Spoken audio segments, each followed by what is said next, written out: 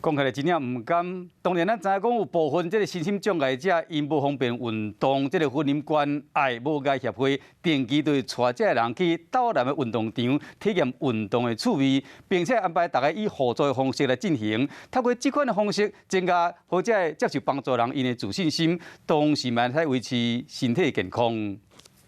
手摇车是一种提供予行动不便的朋友会使运动和刷叮当的工具。这摆爱无界协会就带一群身心障碍者来斗南的运动场，要来体验手摇车所带来的快乐。手要出力，骑脚的手会酸。它会舒服吗？你觉得？会啊，会觉得放松啊。就是风吹来很凉。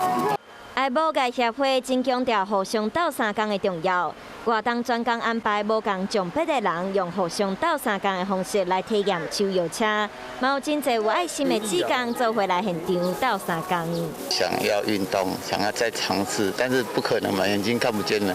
这个东西会带给我希望，就我又可以的。 手摇车运动已经伫地方举办半年的时间，活动过程当中，大家互相斗相共，改变身障者一直拢是互人帮助的形象。真侪人运动了后，心情嘛变甲更较好。有很多障碍朋友，他是可以来这边参与的，在这边他们其实也可以得到他们人生的一个价值。 伫活动的举办之下，会使带予学员的，唔那是身体改变，心理上嘛有成长真济。